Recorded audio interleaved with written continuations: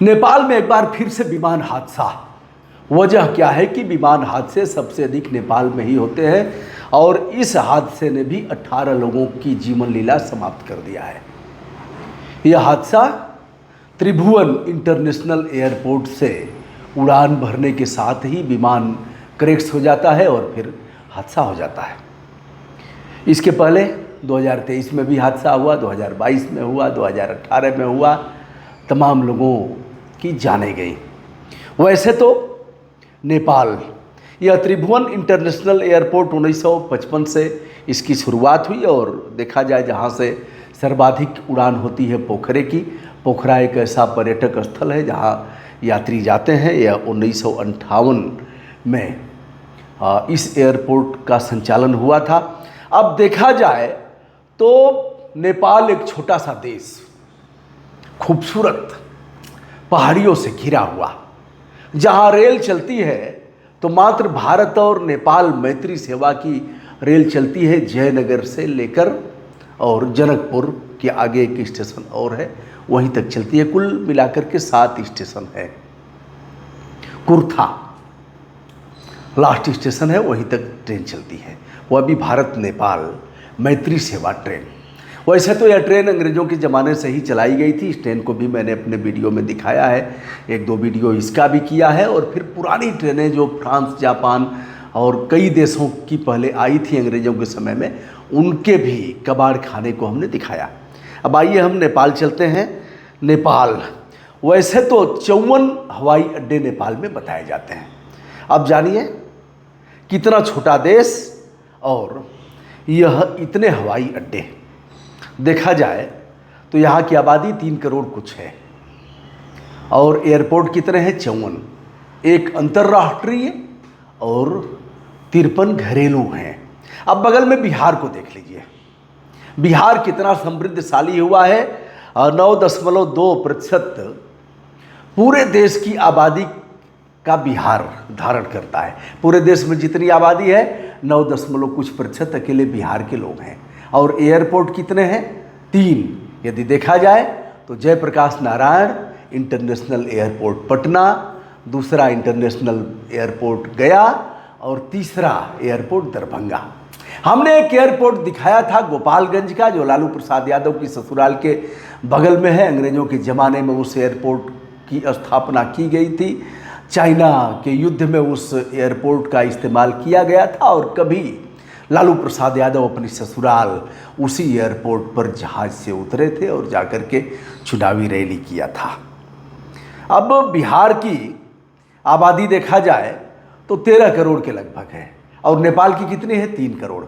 बिहार में 13 करोड़ की आबादी पर 3 एयरपोर्ट और नेपाल में 3 करोड़ की आबादी पर 54 एयरपोर्ट। यह अलग बात है कि दुर्घटनाएं हो रही हैं। नेपाल में कुछ ऐसे एयरपोर्ट हैं दोस्तों जहां इतना खतरनाक है, नीचे खाई ऐसी कि एक बार आप देख लेंगे तो हार्ट अटैक हो जाएगा। ऐसा रनवे है। ऐसे रनवे पर जहाज फिसलती है जब रनवे पर चलती है तो। और ऐसे भी एयरपोर्ट हैं जो बर्फ़ से हमेशा ढके रहते हैं। ऐसे भी एयरपोर्ट हैं। लेकिन नेपाल इस मामले में अपने को कितना समृद्धशाली बनाया है, यह सोचने की बात है। वैसे इस बार जो दुर्घटना हुई है, अगर देखा जाए तो इस बार की दुर्घटना में 11 बजे के लगभग आज जैसे ही रनवे से, यानी त्रिभुवन इंटरनेशनल एयरपोर्ट से जैसे ही रनवे पर विमान चलता है और दक्षिणी ध्रुव पर जाता है, वैसे ही विमान लड़खड़ाता है और फिर वहीं से दुर्घटना हो जाती, विमान में आग लग जाती। एक बड़ा सवाल जो तमाम बड़े बड़े वैज्ञानिक हैं, जो बच्चे हमारे पढ़ाई कर रहे हैं, क्योंकि शोध तो यही करेंगे। अब एक चीज़, विमान में आग लग जाती है, क्या ऐसा नहीं हो सकता कि विमान की दुर्घटना जैसे हुई कुछ ऐसे केमिकल प्रवाहित हों जिससे कि आग न लगे? क्योंकि सर्वाधिक जानें आग लगने से जाती हैं। तो ऐसा क्या कुछ नहीं हो सकता कि आग को रोका जाए? ऐसा कुछ अपने आप स्वचालित हो, जैसे दुर्घटना, जैसे एयरबैग है कार में, दुर्घटना हुई तो एयरबैग खुलेगा और ऐसे जकड़ लेगा। दुर्घटना मतलब आपकी जान नहीं जाएगी, बचाने का प्रयास करेगा। तो क्या इस प्रकार का कुछ विचार करिएगा। हमने जैसे किया था, मोटी बुद्धि है, बहुत जानकार नहीं हूँ, लेकिन हमारी बात को भारत सरकार ने माना। जो अब नए बच्चे उसको नहीं जानेंगे, रेलवे ट्रैक पर ही शौच करते थे लोग, जैसे शौच करते थे सीधे सीधे रेलवे ट्रैक पर जाता था और वहीं पानी गिरता था, इतना गंदा होता था। हमने लिखा रेलवे मंत्रालय को, भारत सरकार को लिखा, सुप्रीम कोर्ट को लिखा।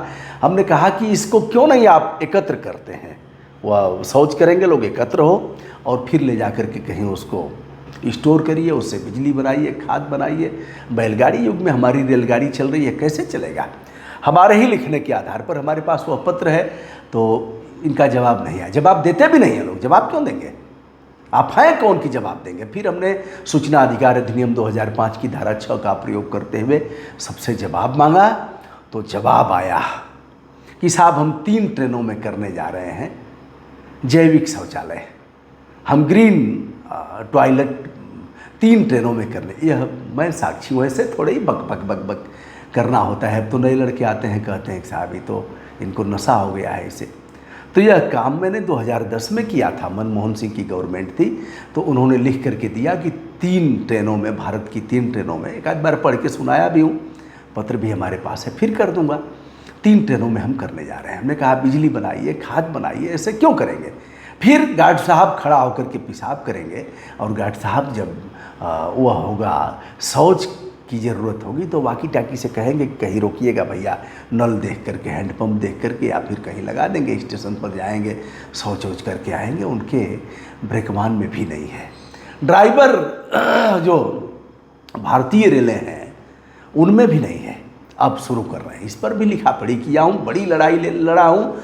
और जो केबिन मैन है उनके लिए भी शौचालय नहीं होते थे, हमारे लड़ने के बाद अब शौचालय बनने शुरू हुए हैं, इसका मैं साक्षी हूँ।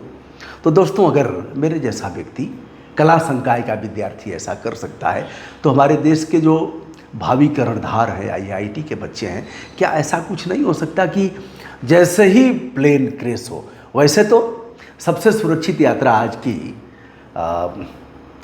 यही है, हवाई जहाज़ की है। गगन मार्ग से जो यात्रा करेंगे सबसे सुरक्षित है। लेकिन अगर असुरक्षित हुई तो भैया अब काम खत्म ही हो जाएगा, किसी हॉस्पिटल में आप नहीं जाएंगे। यदि आग लगने से रुक जाता तो हो सकता है कुछ जाने हम बचा पाते। क्या ऐसा कुछ नहीं किया जा सकता। यह चुनौती जैसा है भारत जैसे देश के लिए, और हमारे जो पढ़ने वाले होनहार नौजवान हैं, जो हमारे देश के वैज्ञानिक हैं।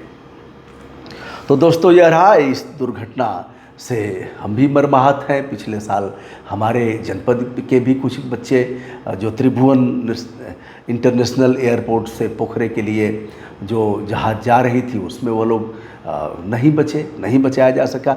इसमें अभी तक जो पायलट हैं वह बचे हुए हैं, इलाज चल रहा है। लेकिन क्या होगा, पार्थिव शरीरें जले हुए शव निकाले जा रहे हैं। विनम्र श्रद्धांजलि, उनके नाम भी आ रहे हैं, कौन लोग हैं, कैसे हैं, शव की शिनाख्त की जाएगी। फिर उन्हें भारत सरकार की तरफ से और जो एयरलाइंस है उसकी तरफ से मुआवजा दिया जाएगा। कुछ दिन में बात खत्म हो जाएगी। लेकिन दुर्घटनाएं रुकनी चाहिए, यदि नहीं रुक रही हैं तो इसके लिए निश्चित रूप से हम लापरवाह हैं। और यह किम कर्तव्य विमूढ़ होकर के ऐसी घटनाओं पर केवल रोया जाए, ऐसा उचित नहीं है। दोस्तों, मैं हूं ब्रजभूषण दुबे, और आज नेपाल के इन तमाम एयरपोर्ट पर और बिहार की भी तुलना हमने किया।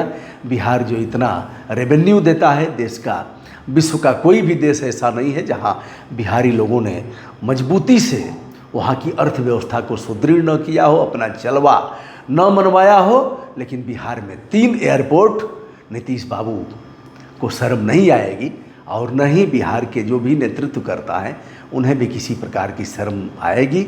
वह बिहार जिसने तख्ता पलट कर दिया जयप्रकाश नारायण जी के समय में, ऐसे पुराने आदमी को, ओल्ड एज के व्यक्ति को नेतृत्व, उसके नेतृत्व में ऐसा किया बिहार के लोगों ने, जयप्रकाश नारायण जी के नेतृत्व में, वह बिहार खामोश क्यों है। कुछ तो करना पड़ेगा। दोस्तों, मैं हूं ब्रजभूषण दुबे, आदरपूर्वक हमारा प्रणाम स्वीकार करें। नमस्कार।